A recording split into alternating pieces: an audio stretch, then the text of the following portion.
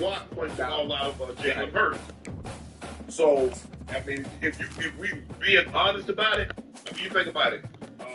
Russell Wilson was 14 of 22 for 128 yards, ran the ball 17 times for 56 yards. So they had less than 200 yards. As a matter of fact, to be quite honest with you, they had less than 190 yards of total offense. Excuse me. You're not going to win very many games with 190 yards of total offense unless your defense takes the ball away 5-6 times, a couple scoop and scores, big sixes. Other than that, and you sack the opposing quarterback 5, 6, 8, 9 times. But to get no sack and to get one turnover, Cooper DeJean fumbled on the punt. That's how they really got a touchdown. DeJean fumbled on that punt.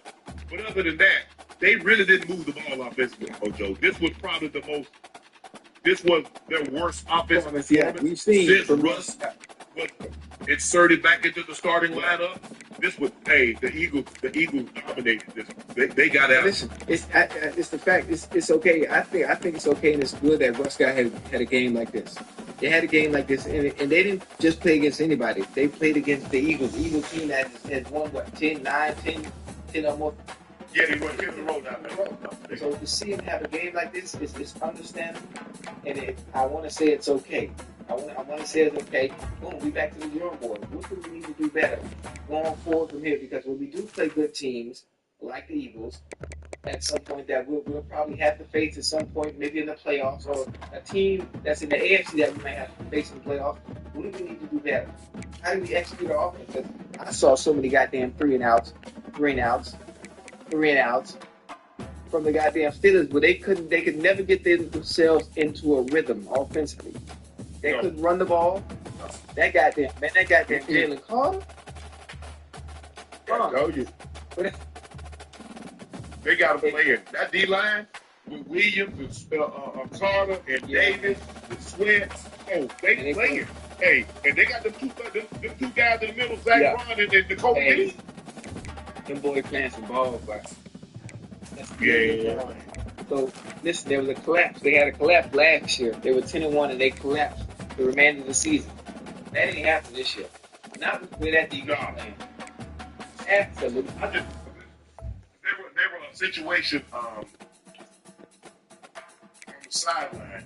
I think Sirianni was talking about Jalen Carter, the D-line coach. I've never seen a team that had such prosperity.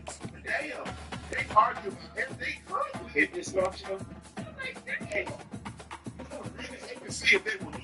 If we 12-2, 11-2, 10-2, and we're arguing and we're bickering on the sideline.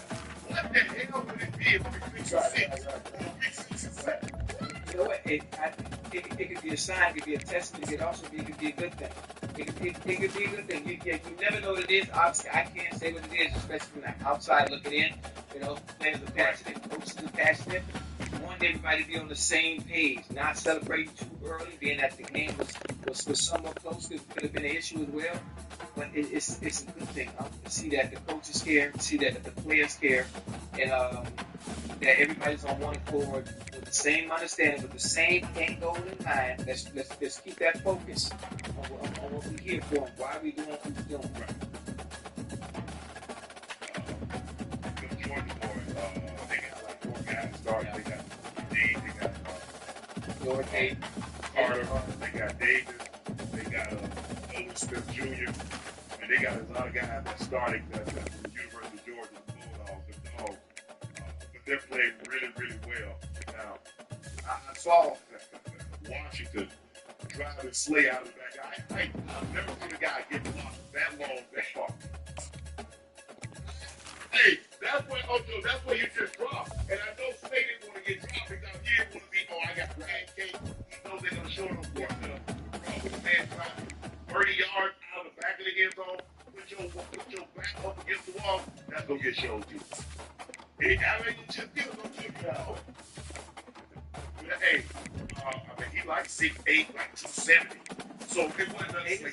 I think, obviously, just speaking on that play in general, I think it's unfair when they change the rules, when guards and tackles pull on sweeps, misdirection plays. Now that the corners and safeties are at a disadvantage, cut. No, you can't cut no more. You can't commit a foul. No. No, but I think it's almost unfair. And I mean, the DBs and safeties are at a disadvantage, huh? You know, giving up almost 150 pounds. Yeah, but you hurt somebody. And see, if you trying to make it safe. Guys don't want the big shots, right? Because you got to be they don't really let you cut and then carry the money.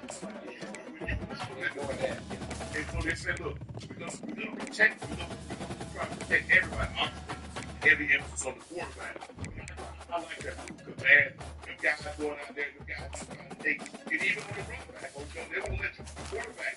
You try to take the blocker out. They won't let him do that anyway. And so that's all we've been doing on the kick deep. You can't block with those. The Eagles look good. The Eagles look good. And I said this about 3 weeks ago. I'm not so sure if Detroit and the Eagles play. I'm not so sure I would take the Eagles. I'm almost certain I would take the Eagles. Right? I would. Yeah. Because the Eagles have something that very few teams in the NFC have. They front seven. He go get home. And we know golf is not over. That's not that you try to get to him and get his ass to the ground. You can get to Jared Goff. But also remember now, you still got to do that. You still got to deal with that running game. You got to deal with the running game. Yeah. If things are balanced, there's a good dose of running, there's a good dose of pass. Detroit can be very dangerous, despite that loss today. They ain't no subs. They're not. But you know Philly.